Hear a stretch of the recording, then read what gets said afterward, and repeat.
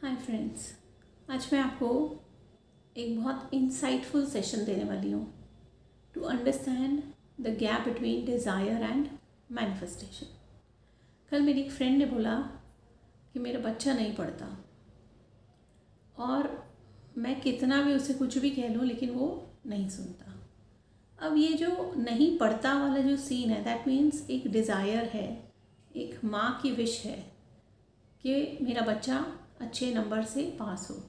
Manifestation क्या चाहिए कि बच्चा पढ़ता दिखे, यानी अगर वो पढ़ता नहीं दिख रहा दैट मीन्स कि वो पढ़ नहीं रहा। ये हमारी इंटरनल वोकैबुलरी है जिसको देखकर हम सारा दिन रिएक्ट करते हैं।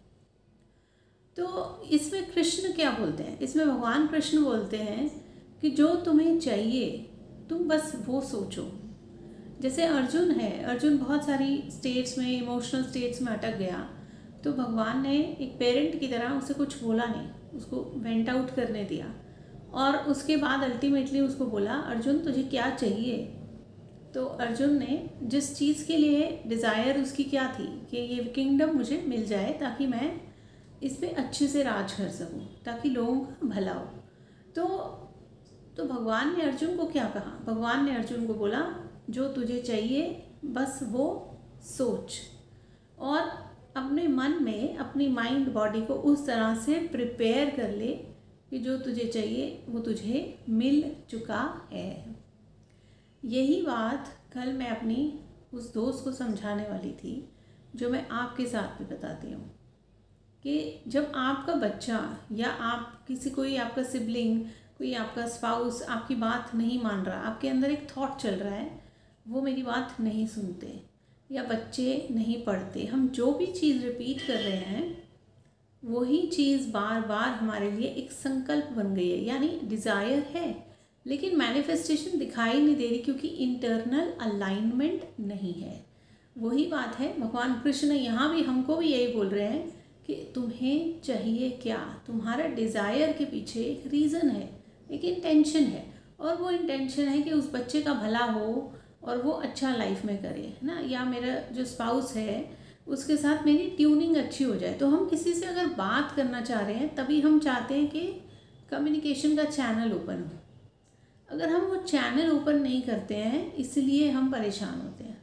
तो अलाइनमेंट का मतलब क्या है, अर्जुन को जब भगवान ने बोला कि तो उस अर्जुन ने पूछा अगर मैं युद्ध जीत ही गया तो मुझे लड़ना क्यों है, तो बोले कि प्रोसेस तो पूरा करना पड़ेगा।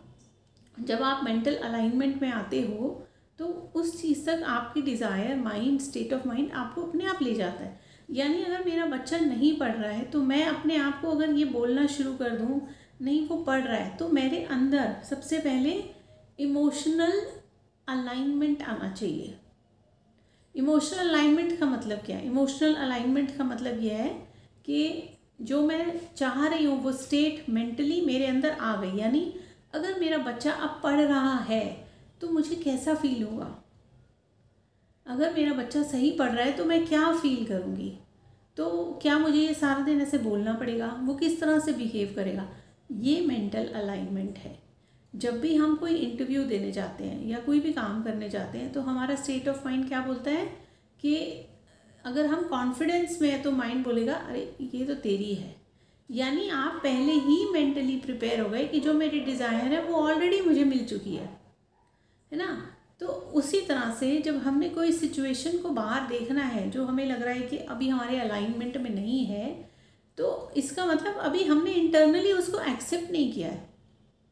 और जब पुरानी इन्फॉर्मेशन माइंड में चल रही होती है तो बॉडी थोड़ा रिजेक्ट करती है, लेकिन रिजेक्शन के बाद जैसे अर्जुन के अंदर रेजिस्टेंस थी, लेकिन जैसे ही उसे बात समझ में आई, उसके अंदर क्लैरिटी आई, उसके बाद उसने सारी चीज़ें भगवान से अलाइनमेंट में पूछनी शुरू कर दी।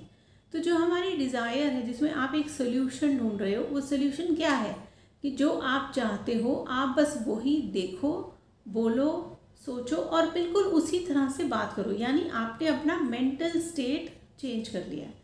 जो मेंटल स्टेट पहले आपको बोल रहा था कि ये काम नहीं हो रहा है, आप प्रॉब्लम की तरह उसको देख रहे हो, अब आप धीरे धीरे उसको एक वाइज एंगल से इस तरह से बिहेव करोगे जैसे वो ऑलरेडी हो चुका है।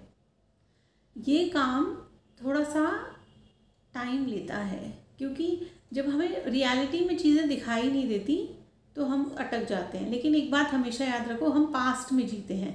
हम पास्ट जो हमने कल सोचा था वो आज कर रहे हैं, जो आज सोचेंगे वो कल करेंगे। तो फ्यूचर हमारे खुद के हाथ में है। तो अगर हम फ्यूचर में अपने साथ वो चेंजेस करना शुरू कर देंगे, जो थॉट प्रोसेसेस को चेंज करके, नहीं वो बच्चा पढ़ता है, मेरा स्पाउस मेरी बात बहुत अच्छे से मानते हैं, तो मेरे अंदर का जो अलाइनमेंट है वो एक हैप्पी स्टेट ऑफ माइंड में आ जाएगा, एक फुलफिलमेंट में आ जाएगा। जैसे ही वो फुलफिल्ड स्टेट में आएगा, अपने आप वो चीज़ें धीरे धीरे धीरे धीरे उसमें उतरनी शुरू हो जाएंगी, हमारे सामने आनी शुरू हो जाएंगी। तो मैनिफेस्टेशन और डिज़ायर में गैप नहीं होता है। हमें हमारा इमोशनल स्टेट चेंज नहीं करना आता। हम उसकी एक स्टेट से, पुरानी स्टेट से चीज़ को देख रहे हैं। हम चाह रहे हैं चीज़ बदल जाए, लेकिन हमारे अंदर की एनर्जी नहीं चेंज हुई। जैसे ही हमारे अंदर की एनर्जी चेंज होनी शुरू होती है, वो चीज़ हमारी लाइफ में मैनिफेस्ट हो जाती है। तो ये बहुत रॉकेट साइंस नहीं है, लेकिन इसको प्रैक्टिस चाहिए। तो आप अगर धीरे धीरे छोटी छोटी प्रैक्टिसेस करोगे तो आपको खुद समझ में आएगा कि संकल्प से कैसे सिद्धि होती है। डिज़ायर से आप दूर नहीं हो, लेकिन क्योंकि आपको अवेयरनेस नहीं है, इसलिए आपको वो डिस्टेंस दिखाई दे रहा है। तो कोशिश करो छोटी छोटी अपनी थॉट प्रोसेस को पकड़ के अलाइनमेंट में लाने के, और अपने साथ मैजिक करते रहो।